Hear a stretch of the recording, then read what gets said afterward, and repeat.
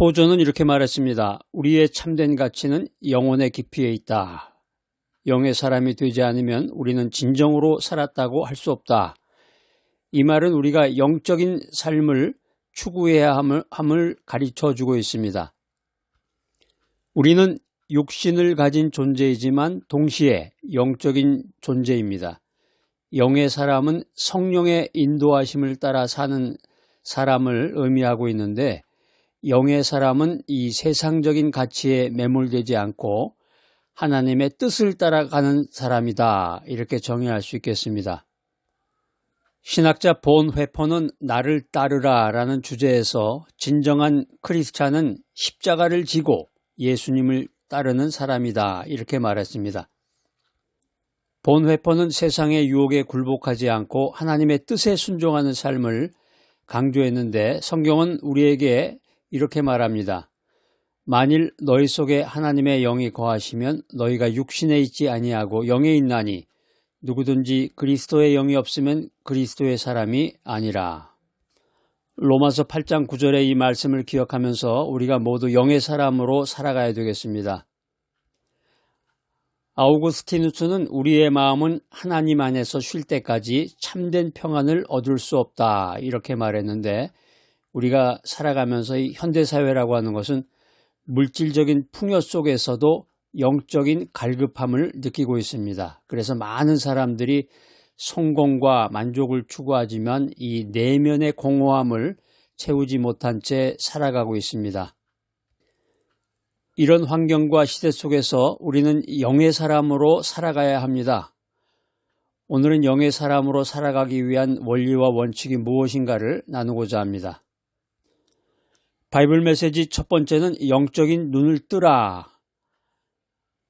마가복음 10장 46절 이하에 보면 한 맹인이 예수님께 나와서 눈을 뜨게 해달라고 간청합니다. 예수님께서는 맹인의 눈을 만지시고 그는 즉시 시력을 회복했습니다. 우리도 인생을 살면서 영적으로 소경일 때가 많습니다. 세상의 것들에 집중하다 보면 하나님의 뜻을 분별하지 못합니다. 일엽장수라는 말이 있습니다. 이 말은 작은 나뭇잎 하나가 눈앞을 가리면 넓은 세상을 보지 못하는 것처럼 우리의 삶도 세속적인 것에 가리워서 하나님의 뜻을 깨닫지 못할 때가 있다라는 말입니다. 에베소서 1장 18절 말씀에 보면은 너희 마음의 눈을 밝히사 그의 부르심의 소망이 무엇이며, 이런 말이 기록이 되어 있는데, 여기서 이제 마음의 눈이라고 하는 것은 어떤 단순한 이렇게 보는 것, 단순한 시각이 아니라 영적인 깨달음을 의미하고 있습니다.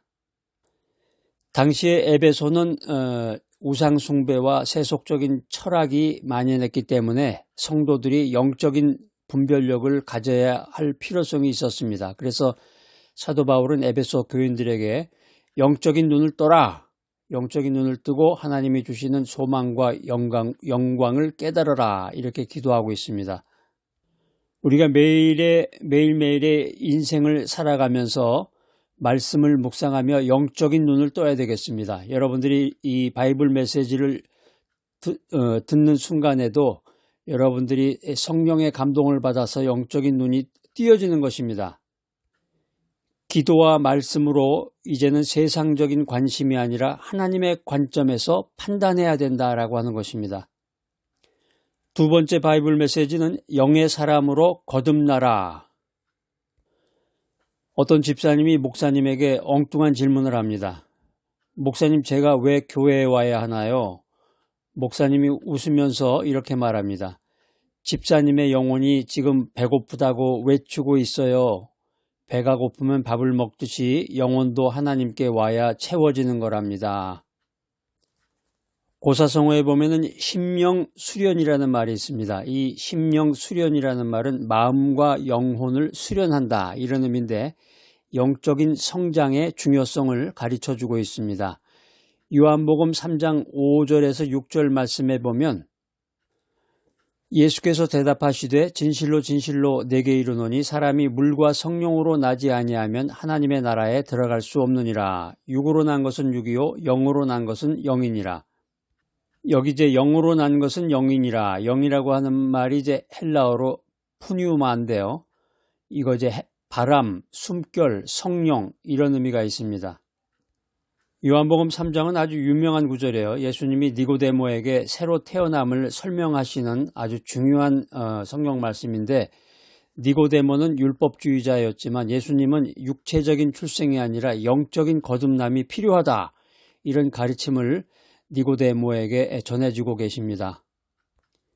칼빈은 요한복음 3장 5절로 6절을 가리켜서 중생의 신비다, 이런 닉네임을 붙이면서 성령의 역사로만 영의 사람이 될 수 있다, 이렇게 말했습니다. 영의 사람이 누군가? 영의 사람이란 성령으로 거듭난 사람입니다. 우리가 매일마다 아침에 성령님이시여 저를 새롭게 하소서, 이렇게 기도해야 되겠습니다. 그래서 세상적인 욕망 대신에 하나님의 뜻을 구하며 하루를 시작하시기 바랍니다. 세 번째 바이블 메시지는 성령의 인도하심을 받아라. 어떤 등산객이 등반을 하다가 길을 잃었습니다. 그런데 나침반을 가지고 있었는데 이 사용법을 몰라가지고 방향을 잃고 방황했던 것입니다. 우리의 신앙도 마찬가지입니다. 성령님이 우리 삶의 나침반이지만 성령님의 인도하심을 따르지 않으면 영적으로 길을 잃고 마는 것입니다. 사공이 많으면 배가 산으로 간다, 이런 속담 있는데, 우리가 성령이 아닌 인간의 생각과 세상의 소리에 귀를 기울이게 되면 결국은 잘못된 방향으로 가게 되는 것입니다. 로마서 8장 14절에 보면은 무릇 하나님의 영으로 인도함을 받는 사람은 곧 하나님의 아들이라. 여기 이제 인도함을 받는 아곤타이, 이 말은 이제 지속적으로 지도를 받고 따라가는 것을 의미합니다. 사도 바울은 로마서에서 율법이 아니라 성령의 인도하심을 받는 것이 진정한 하나님의 자녀임을 강조하고 있습니다. 당시에 유대인들은 율법을 지키는 것이 중요하다고 생각했지만 사도 바울은 성령의 인도를 받는 것이 더 중요하다, 이렇게 강조하고 있습니다. 성령의 인도하심은 새로운 삶의 시작입니다. 사도 바울의 원래 이름은 사울이었습니다. 사울은 교회를 핍박하고 박해하던 사람이었지만 다메섹 도상에서 예수님을 만난 후에 완전히 변화된 사람으로 바뀌었습니다. 그는 성령의 인도하심을 따라 복음을 전하는 사도 바울이 되었습니다. 어떤 권사님이 이렇게 기도합니다. 하나님 저를 성령 충만하게 하여 주시옵소서. 그 기도를 들으신 하나님께서 이렇게 말씀하십니다. 그래, 내 안에 있는 것들을 모두 치워라. 우리가 잘 아는 말 중에서 환골탈퇴라는 말이 있습니다. 환골탈퇴, 뼈를 바꾸고 태를 빼앗는다, 이런 의미인데 사람이 완전히 달라지는 것을 의미하는 말입니다. 우리는 성령을 통해서 완전히 새로운 사람으로 변화될 수 있는 것입니다. 갈라디아서 5장 16절 말씀입니다. 내가 이르노니 너희는 성령을 따라 행하라. 그리하면 육체의 욕심을 이루지 아니하리라. 갈라디아서 5장을 읽어보면 성령의 열매와 육체의 욕심을 대조하면서 성령을 따라 사는 삶을 강조하고 있습니다. 이 말씀들을 신학적으로 분석해 보면 성령은 우리를 인도하시고 우리에게 능력을 주시는 분이라는 것입니다. 우리는 성령의 인도하심을 따라서 육체의 욕심을 이기고 하나님을 기쁘시게 하는 삶을 살아가야 합니다. 우리가 성령을 따라 살 때 참된 자유와 평안을 누릴 수 있는 것입니다. 매일마다 성령의 인도하심을 구해야 됩니다. 성령의 음성에 귀를 기울이고 성령의 뜻에 순종해야 됩니다. 여러분, 성경을 통해서 성령의 음성을 듣고 순종하시기 바랍니다. 자신의 생각과 감정보다 성령의 인도를 우선하시기 바랍니다. 우리가 사도행전을 읽어보면 초대교회 성도들은 성령 안에서 서로 하나가 되어서 서로 사랑하고 서로 섬겼습니다. 그들의 사랑은 세상 사람들에게 감동을 주고 복음이 널리 퍼져나가는 원동력이 되었습니다. 교학상장이라는 말이 있는데 교학상장이라는 말은 가르치고 배우면서 서로 성장한다 이런 의미입니다. 우리는 성령 안에서 서로 배우고 성장하며 사랑의 공동체를 이루어야 합니다. 네 번째 바이블 메시지, 성령의 능력으로 세상을 변화시켜라. 어떤 철학적 사고방식을 가진 노인이 손자에게 이런 메시지를 줍니다. 얘야, 내 안에 두 마리의 늑대가 싸우고 있어. 한 마리는 화를 내고 한 마리는 평안을 줘. 익살스러운 손자는 그 말을 받아서 할아버지, 어느 늑대가 이기고 있나요? 그 노인은 이렇게 말합니다. 그래, 내가 먹이를 주는 쪽이지. 정기수양이라는 말이 있습니다. 정기수양이라는 말은 바른 기운을 기른다 이런 뜻인데 영적인 삶을 유지하려면 훈련이 필요하다는 교훈입니다.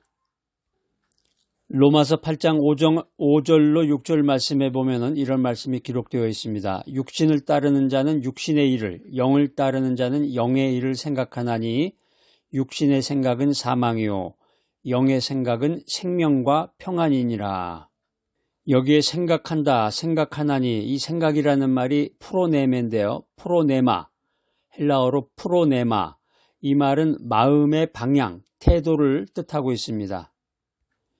웨슬리는 로마서 8장 5절로 6절 말씀을 영적인 전투로 해석하면서 영의 삶은 성령에 의지하는 것이다 이렇게 말하고 있습니다. 영의 사람은 영의 생각으로 평안을 얻습니다. 사랑하는 여러분, 우리가 매일 성경을 묵상하면서 내 생각을 영의 것으로 채웁니다. 이런 고백을 해야 됩니다. 육신의 욕망을 이기고 성령을 따르는 삶을 실천해야 되겠습니다. 성경에 보면 스데반 집사는 성령 충만한 사람이었습니다. 그는 복음을 전하다가 돌에 맞아서 순교했지만 그의 죽음은 많은 사람들에게 감동을 주었고 사울을 변화시키는 계기가 되었습니다. 점적천석이라는 말이 있습니다. 점적천석. 작은 물방울이 끊임없이 떨어져서 돌에 구멍을 낸다는 뜻인데 커다란 바위가 있습니다. 그 커다란 바위에 물이 한 방울 한 방울 떨어지면서 그 작은 물방울이 끊임없이 떨어짐으로 말미암아 돌에 구멍이 난다는 것인데 얼마나 꾸준한 노력이 필요하겠습니까? 꾸준히 노력하면 큰일을 이룰 수 있다. 이런 아주 귀한 메시지를 우리들에게 전해주고 있는데 우리는 성령의 능력을 의지해서 세상을 변화시키는 삶을 살아야 됩니다. 사도행전 1장 8절 말씀, 암송구절이죠. 이거 아주 중요한. 자, 한번 암송해 보세요. 시작. 오직 성령이 너희에게 임하시면 너희가 권능을 받고 예루살렘과 온 유다와 사마리아와 땅끝까지 이르러 내 증인이 되리라 하시니라. 여기 사도행전 1장은 예수님께서 승천하시기 전에 제자들에게 성령을 약속하시는 장면을 담고 있습니다. 성령은 우리들에게 능력을 주시고 우리를 통해서 세상을 변화시키십니다. 우리는 성령의 능력을 의지해서 복음을 전하고 세상을 변화시키는 삶을 살아야 합니다. 다섯 번째 바이블 메시지는 영적 전쟁에서 승리하라. 군인이 전쟁터에서 적을 상대할 때 자기가 갖고 있는 무기를 제대로 사용하지 못한다면 결국 패배하고 맙니다. 우리 믿음 생활, 신앙 생활도 마찬가지입니다. 신앙의 삶은 영적인 전쟁과 같기 때문에 우리가 믿음의 무기를 갖추지 않으면 원수 마귀에게 속수무책으로 당할 수밖에 없습니다. 에베소서 6장 12절 말씀입니다. 우리의 씨름은 혈과 육에 대한 것이 아니요. 여기서 이제 씨름이라는 것은 이제 레슬링을 의미하는 게 아니라 강한 영적인 싸움을 의미하고 있습니다. 사도 바울은 에베소서에서 성도가 단순한 인간의 싸움을 하는 것이 아니라 사탄의 세력과의 영적인 전쟁을 벌이고 있음을 강조하고 있습니다. 그렇기 때문에 우리는 하나님의 전신갑주를 입고 영적 전투에 임해야 합니다. 여섯 번째 바이블 메시지, 영의 사람으로 완성되라. 어떤 유머러스한 그 집사님이 목사님에게 이런 얘기를 합니다. 목사님, 천국에 가려면 뭐가 필요하지요? 그랬더니 목사님이 집사님 영혼이 준비됐는지 보세요. 다 준비됐어요? 그러니까 그 집사님이 그럼 제 영혼에 운동화를 신겨야 되겠네요. 그런 농담을 했다고 그래요. 고린도전서 2장 14절로 15절 말씀입니다. 육에 속한 사람은 하나님의 성령의 일들을 받지 아니하나니 영에 속한 사람은 모든 것을 판단하느니라. 여기서 판단한다는 말은 아나크리노인데요. 아나크리노는 분별하다, 시험하다 이런 뜻을 내포하고 있습니다. 사도 바울 당시에 이 고린도 교회는 분열과 세속적인 사고로 혼란스러웠는데 사도 바울은 고린도 교회의 영적 분별력을 강조했습니다. 영적 성숙은 성령으로 분별하는 삶이 영의 사람의 특징이라고 말하고 있습니다. 이것은 신학적으로 성령의 인도하심을 나타내 줍니다. 영의 사람은 하나님의 뜻을 분별하며 완성됩니다. 이렇게 기도하시기 바랍니다. 성령님, 저를 인도하여 주시옵소서. 세상적인 기준이 아니라 하나님의 뜻을 따라 결정하며 살아가게 하여 주시옵소서. 7번째 바이블 메시지는 영의 사람으로 살아가자. 영의 사람이 누구인가? 오늘 이제 영의 사람에 대해서 여러분과 함께 나눠봤는데 영의 사람은 성령의 인도하심을 따라 살아가는 사람입니다. 성령의 인도하심을 구하고 성령의 열매를 맺고 성령의 능력을 의지해서 세상을 변화시키는 삶을 살아가는 사람이 영의 사람입니다. 하나님은 우리를 영의 사람으로 부르셨습니다. 우리를 통해서 하나님의 나라를 이루시기를 원하시는 분, 그분이 전능하신 하나님, 나를 부르신 하나님이십니다. 우리가 성령 충만한 삶을 살 때 하나님께서 기뻐하시는 영의 사람이 될 것입니다. 오늘 귀한 바이블 메시지를 들으시는 여러분, 영적인 눈을 뜨고 성령의 인도하심을 따르며 영적 전쟁에서 승리하는 영의 사람이 되시기를 축복합니다. 사랑과 은혜가 풍성하신 하나님 아버지, 오늘 말씀을 통해서 저희에게 영의 사람의 의미를 깨닫게 해주시니 감사합니다. 우리를 영적으로 깨어있게 하시고 성령님의 인도하심을 따라 살게 하여 주시옵소서. 성령의 열매를 맺고 성령의 능력을 의지해서 세상을 변화시키는 삶을 살게 하시고 영적 전쟁에서 승리해서 하나님 나라를 이루는 삶을 살게 하여 주시옵소서. 예수 그리스도의 이름으로 기도드립니다. 아멘.